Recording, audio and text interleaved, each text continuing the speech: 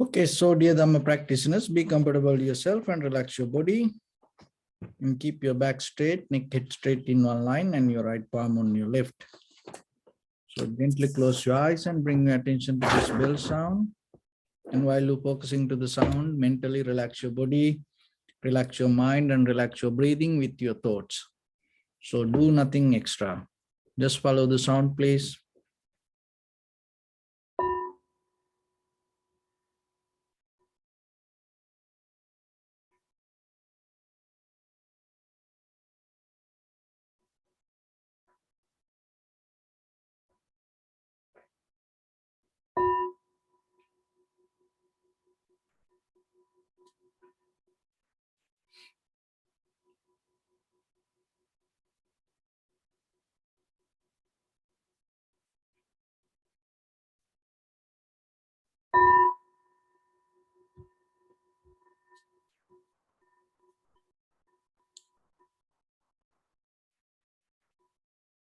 Namo tassa bhagavato arahato samma sambuddhassa. Namo tassa bhagavato arahato samma sambuddhassa. Namo tassa bhagavato arahato samma sambuddhassa.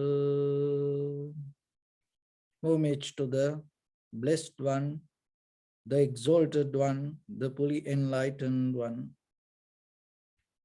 So, dear Dhamma practitioners, before we start our practice session, we'll take few minutes to understand ourselves, how this practice can help for us.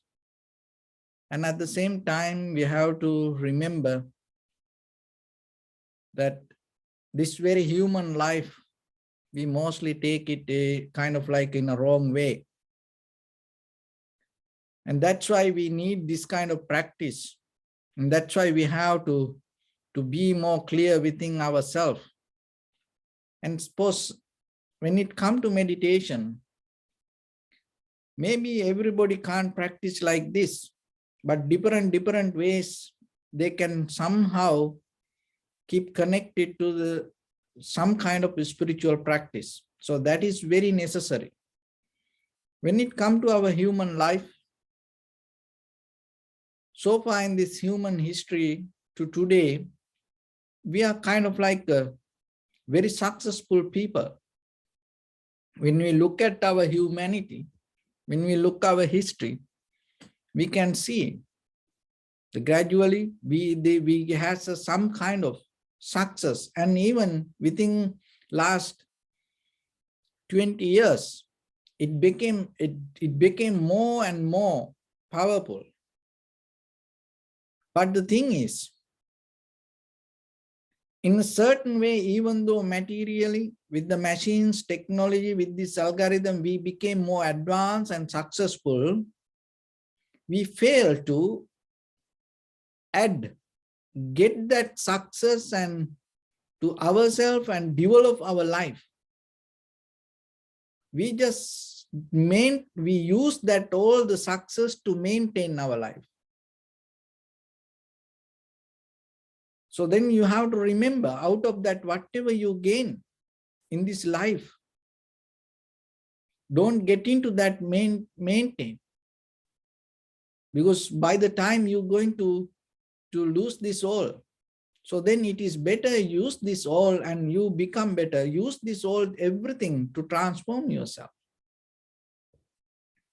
So that's why when our human history, that itself, we try to repeat and we try to maintain, we never use that history to develop ourselves. So in your lifetime, and put some effort to develop that your profitable skills using this everything. Otherwise, by the time we don't know where are we going to end. So when it comes to that, we more clinging to feelings. That's why we hold it to, and that's why we maintain things. But the feeling is a moment of experience. Underneath the feelings, there are certain things that we have to understand. Our mental view, our desire, our point of view.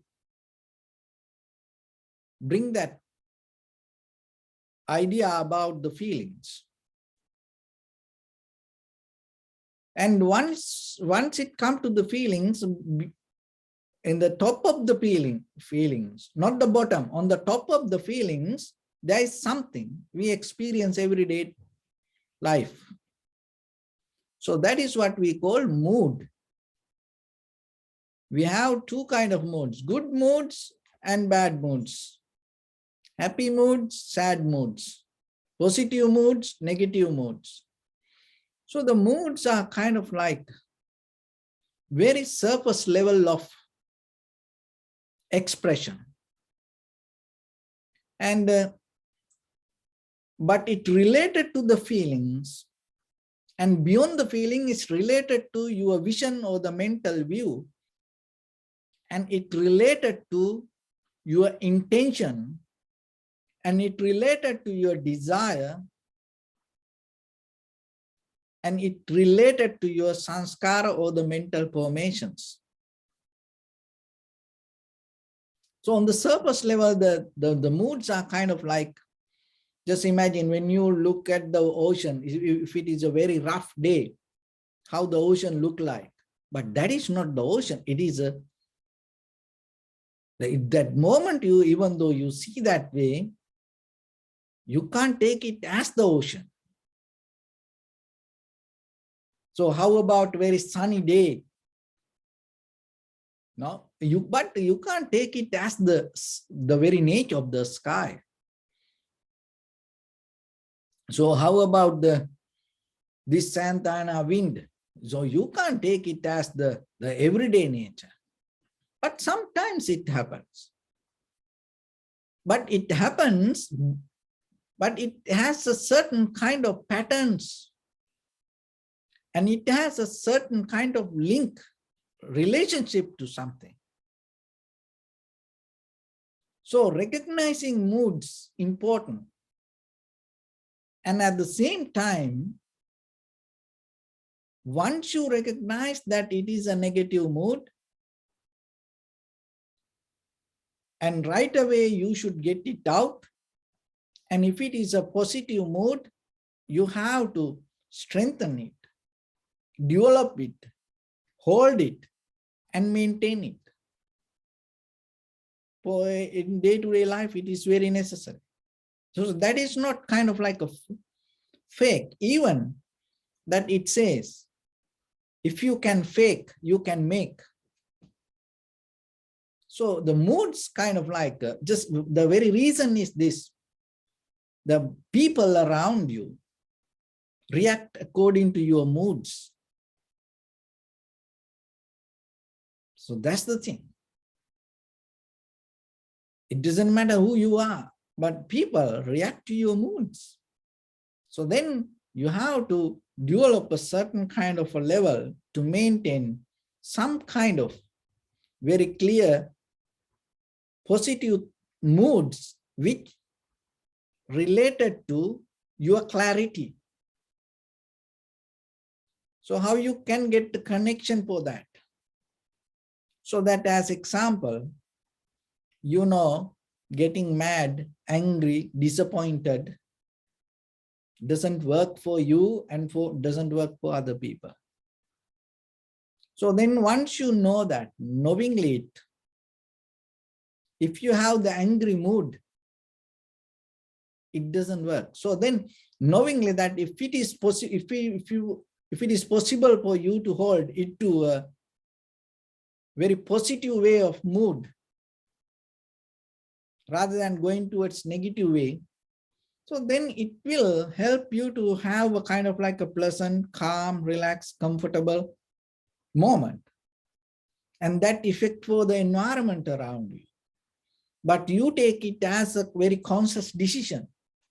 And you, even though you know the turbulence happen that inside you, you consciously maintain your mood. So that has a deeper effect to change inside. And sometimes we don't recognize these moods.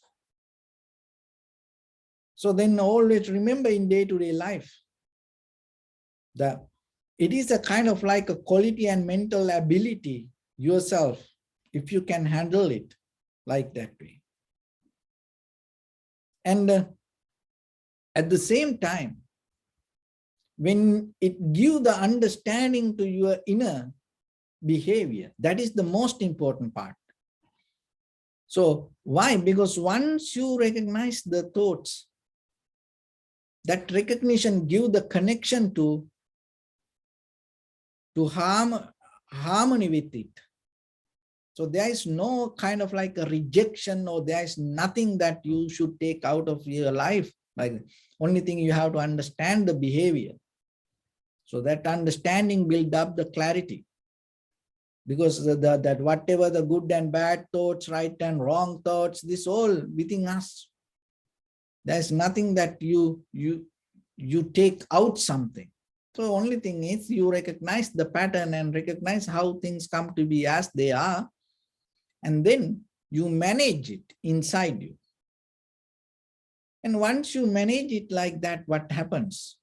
You more and more and more recognize your own thoughts. That is the power. You more harmonize with your own thoughts. That is what we need. Because when it comes to the life, we look for past lives, we look for future life, and we try to fix a lot of other problems, situations. But just imagine in front of your nose, your upper lip area, just inhalation, exhalation. If you simply can't observe and just see it, not to do anything, just see it with the very clear mind, just for 5 minutes. If you can't do it like that way, if you are not capable to do it yourself, how you can handle this unknown problem sometimes? How you can fix, how you can think about the samsara, how you can understand what is nirvana, or how you can understand that what is this life even? Because very simple moment of inhalation, exhalation, if you are not capable to see, you have to question it yourself. If you are capable to do this simple thing, and it gradually, it will take you to the depth. So just if you can see your own mind, we are more capable to see others and track and understand, and we think, oh, I know about that person. Oh, I know about you, like this, like that. But ourselves, have you ever questioned yourself? Am I know myself? If you don't know yourself, how you know that what you know about other person, right or wrong? So that's a fair question you have to ask. So when it comes to that, if you are capable to recognize one single thought, what happened? It gives the ability to understand the very nature of the thoughts. So it's like this. Let's go into some little example, simile.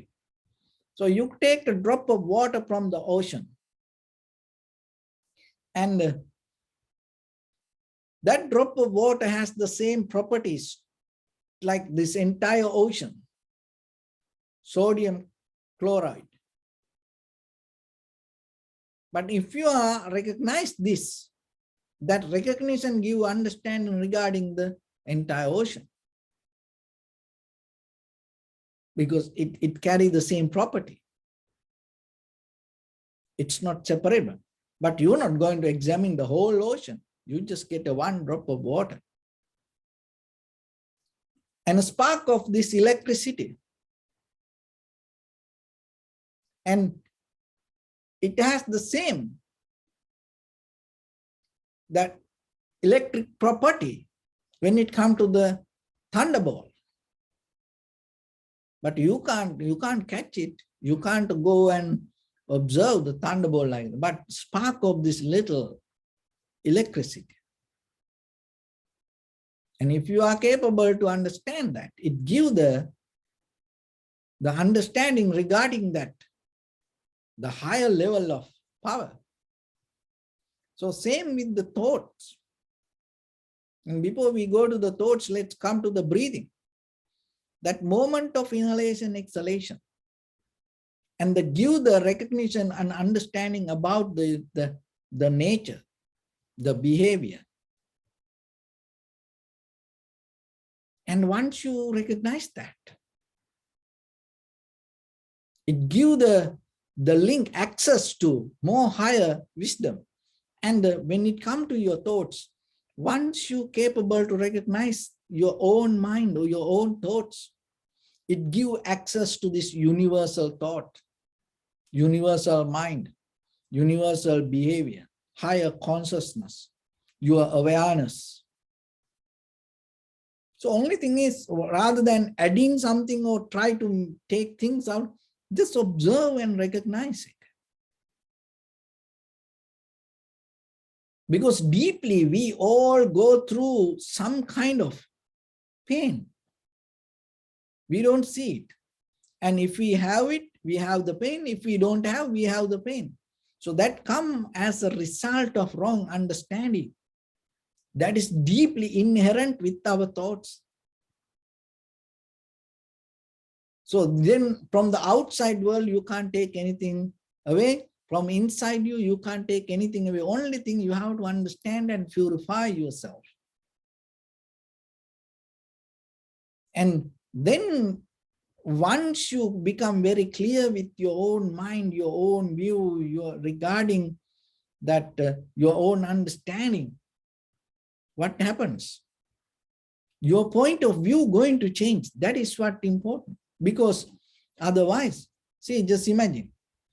So you have things for your life and it gives trouble to you.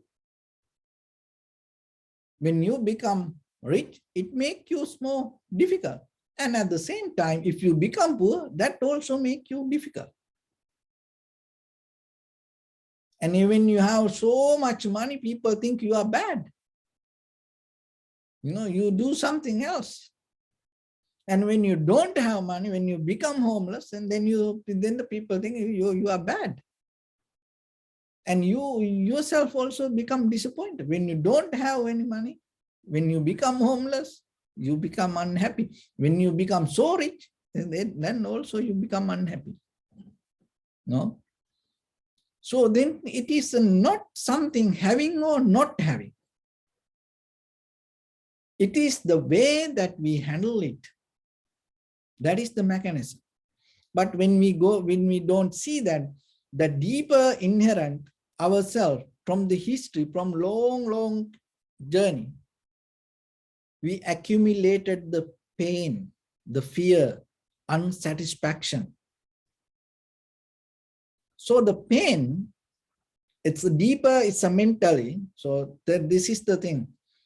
So let's go to the body a little bit and make it come with the very physical understanding. The pain that you have in your body,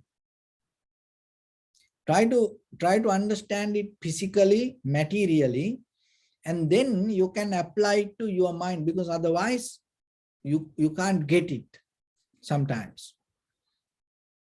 So just imagine when there is some pain in you, that pain has an ability to hold the gravity and bring your attention towards it. That's the very nature of the pain. You know, your back pain, knee pain, shoulder pain. So any pain, headache. So when the pain is there, you can't do anything, and always it takes you towards that. So when the pain is not there, your shoulder not there, your knee not there, you don't anymore feel it. So when the pain is not there, what you recognize as knee, as shoulder, as your back, you have no idea. So this is the mechanism. The pain always has the gravity to pull you towards it, hold it to you. And the pleasure or the real connection, the harmony, the flow has a nature to take you away, push you away. So that as example, when you have a pain, just imagine you sitting on your cushion and you have a butt pain, and then your meditation going to become so difficult, your back pain, butt pain, that all the joint pains, and then your body becomes so heavy. But if you settle down and calm, and when the complete satisfaction comes, when the pleasure is there, what you feel? You feel it push you away. That means it take you kind of like you levitating, floating, and you don't feel like that the body is there. So that's the nature. And the deeply through the samsara in this journey, we never experience it. We are the one who not allow ourselves to not experience that. Why? Because deeply, it's a very psychological, analytical method. Deeply, we are addicted to pain. And the thing is, we take the pain as pleasure. We never experience the real pleasure. That's why when it comes to tranquility state, it is very difficult for us to break down all the barriers and go into that. The real pleasure that you gain when your body, mind, breathing, that everything come together in tranquility state. It is there. It is possible for you. But the thing is, through this samsaric journey, we are addicted to pain, drama. We are drama producers. And that when it comes to this movie industry, Warner Brothers, Lion Gates, so it's kind of like a movie, production, companies. So ourselves the same. Through the samsaric journey, through the pain that we accumulated, we product many kind of dramas around us. That's what we keep doing, and we maintain that pain.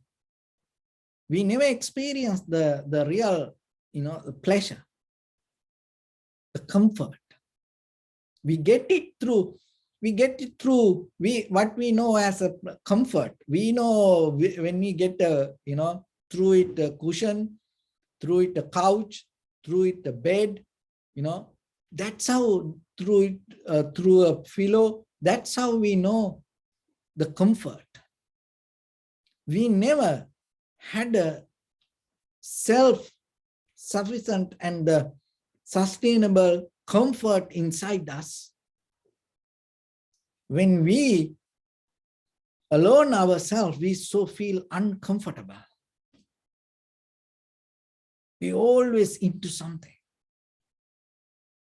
But deeply, you have a very nature.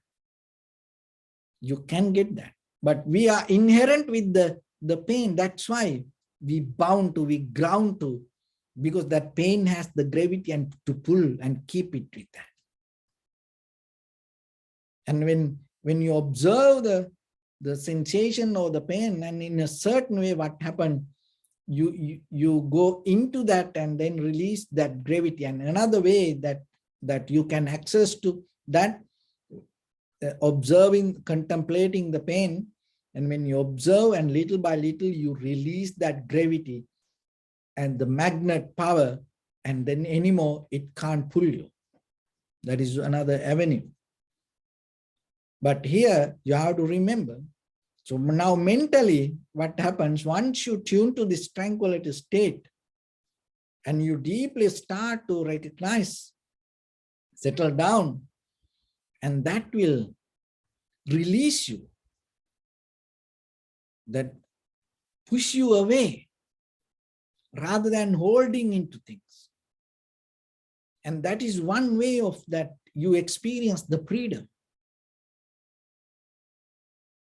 And by thinking, mesmerizing, imagining, sometimes people can get it, even through the drugs. Sometimes people try to achieve, and people want to go away from things. But it is a shorter moment of experience. And sometimes people, drive so fast and they feel kind of like they are, get out of the gravity. People like it. And this all the tantra, so that's kind of practice that everything from the ancient time, that is what they try to give through the intimacy to get out of this gravity. And then you feel release. But it is just for a short moment. And when you experience it through something, and then again, you have to go back to it. Again, you have to go back to it. But this is a way that you bring it to yourself and you develop and understand and you tune and you go into the bottom of it and experience it there. And once you experience it with the moment, with your thought, releasing power. And what happened? It's kind of like you, through a drop of water, you connected to the ocean. Through kind of like a spark of electricity, you connected to the thunderbolt. It's like through one moment of experience, you connected to this universal recognition. Once you have it, it is a certain level of development that you gain. So then you have to use your whole, this maximum body, mental, physical, this environmental abilities to gain that rather than maintaining it. So for that, we have two ways. One is that new knowledge and new methods and the moment of you. Another thing is we have to use the old things also. So you have to mix this together. And that is where you can use the history to become a better person. But look what the world does. The world try to keep it maintained. Another thing is we are so fail. Why? Out of this all the success, what we does? We use it to destroy the humanity. Then how it be going to become successful? So nowadays the war and with this all the high-tech weapons, it's a science and technology development, and it has a history also. But look what happened finally. We use that all the technology, this internet, satellite, and all these advanced high-tech weapons to kill people. That's not the success. That's why we fail. And by the time when it comes to ourselves, we are the one who most unsuccessful when we look at our human history. Why? Because when that everything became so advanced, we use it to destroy ourselves and disconnect ourselves. So then it is your responsibility. You have to look even whatever the little things that you use, your cell phone, computer, that all other things. Are you disconnecting yourself because of that? Or are you using that all material things to make you more profitable person yourself or develop yourself? So get that and develop it in you. And that development itself that become your mindfulness. Because when it comes to the mind, the present moment is the most important, powerful place. That even in the Christian Bible, it says heaven is within you right now. So your heaven in the very this moment, not somewhere else. And it depends according to the condition of your mind. The same thing when it comes to the power of your life. It doesn't matter that your past or the future, what happened to you, who you are. But the moment, this very moment right now, are you capable to get that all the abilities yourself? Maybe just imagine that your life was so unsuccessful in the past. But are you capable to just tune to this moment and use this all the skills that you have in right now, right here, to develop yourself? And then you turn the point. So then always remember that again and again, tuning to this present moment. And you developing comeback power, because the mind always try to take us here and there. You're developing comeback power. And tune to the present moment and get your best and use your maximum strength. 100% head to toes. Your maximum strength, you use it to the moment of recognition, then you will see. So then when you observe your inhalation, exhalation, don't do it with the half of your mind. Don't do it with the half of your body, your posture. When it comes to the posture, 100% make it as a posture. Not half, not 90%, 100%. And you no need to do it 101. No, do it 100%. Exactly to the right place. And when it comes to the mind, one moment, one single second, bring your 100% attention to your breathing. That's enough. Don't think about after that, or don't try to dwell on the past. Just for the moment, bring your total attention. When you recognize your body 100% with the posture and your mind 100% with the awareness or the recognition, these two things together bring something. That is your recognition. So that recognition become 100%. Once the recognition become 100%, it's kind of like a big bang. Something happen in you. So that is where we go. So then remember yourself in life. This all depend on the condition of our mind. So this practice little by little uplift you to gain that understanding and maintain it with your day-to-day life. So with that, let's get into practice a little bit now. So your right palm on your left and neck head straight in one line, and be comfortable with your posture.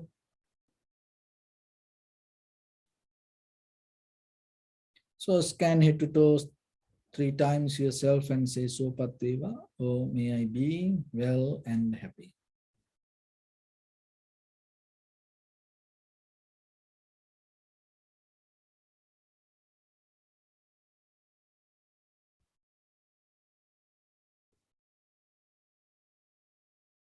Take a moment and think. We gathered here in this moment to practice this ancient meditation technique. All the Buddhas, all the enlightened masters followed this path and achieved wisdom. So we also gathered here to accumulate that knowledge. In this moment with this sitting, may my body become more comfortable. May my breath be more smooth. May no difficulties come to me. May all the success come.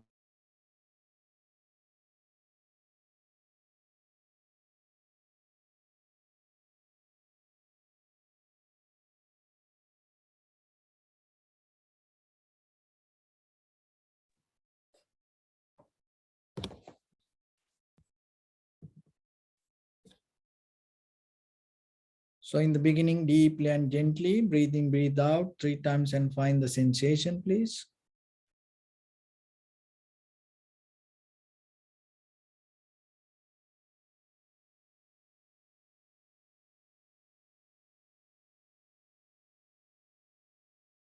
And allow your inhalations, exhalations happen itself.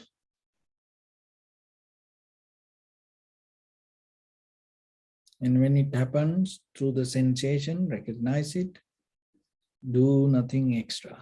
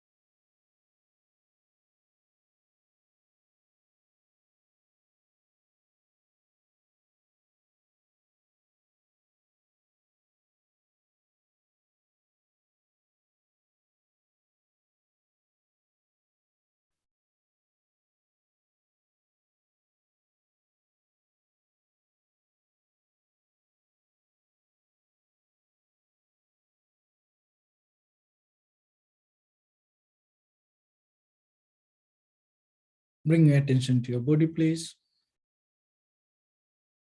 Observe your posture.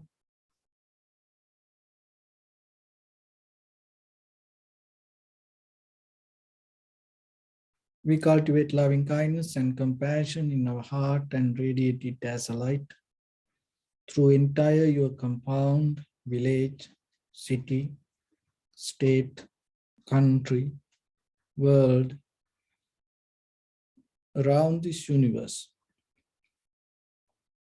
Also as far as you can through galaxies, other planets, stars. Reminding yourself like this. With clear intention, mentally repeat after me.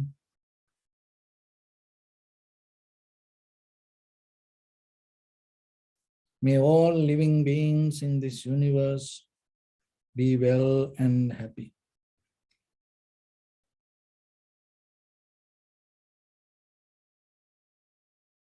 May everyone be happy and safe. And may their hearts be filled with joy.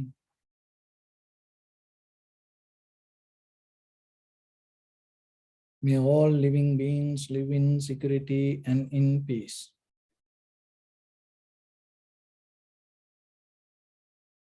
Beings who are frail or strong, tall or short, big or small, visible or not visible, near or far away, already born or yet to be born.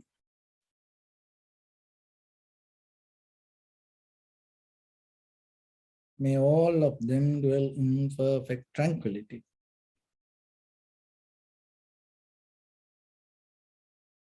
Let no one do harm to anyone. Let no one put the life of anyone in danger. Let no one out of anger or ill will wish anyone any harm.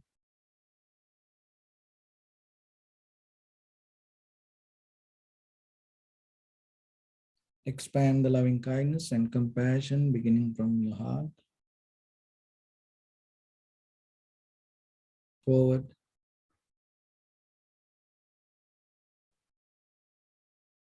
Visualize yourself and send it as a light.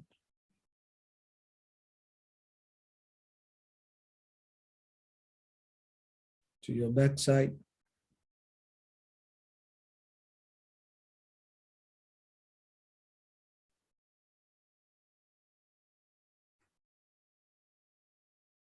To your left side.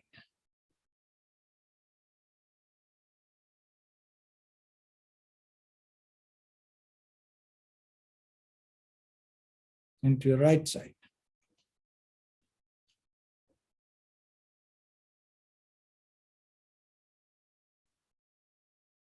Downward.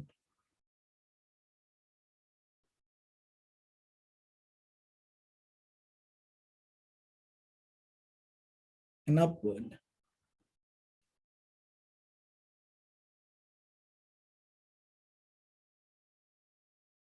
To all 6 directions at once. Like the moon, the sun, spread the light, spread the energy without any condition, without any limitation, without any resistance or without any judgment.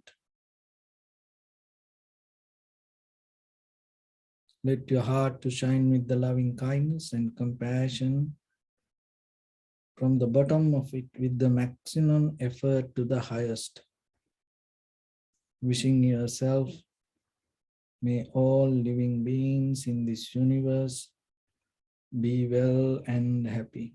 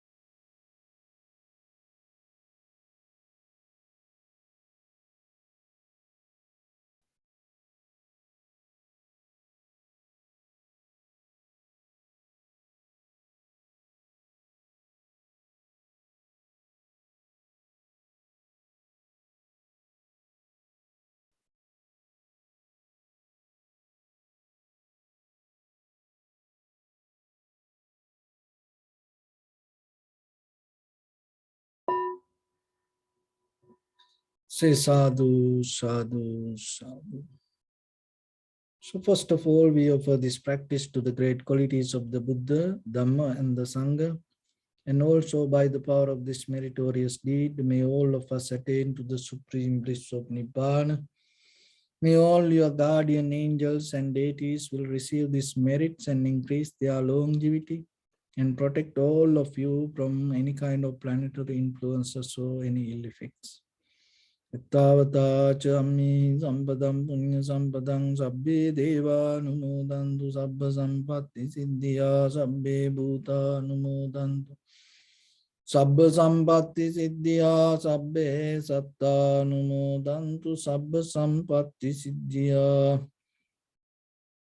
imaya dhammanu dhamma patipattiya buddham pujemi dhammam pujemi sangham pujemi Addaya imaya patipatti ajati jara vyati maranam ha paribunjissami idamme punya kammang asavakkayavang otu sabba dukkha pamuncatu. Bless you.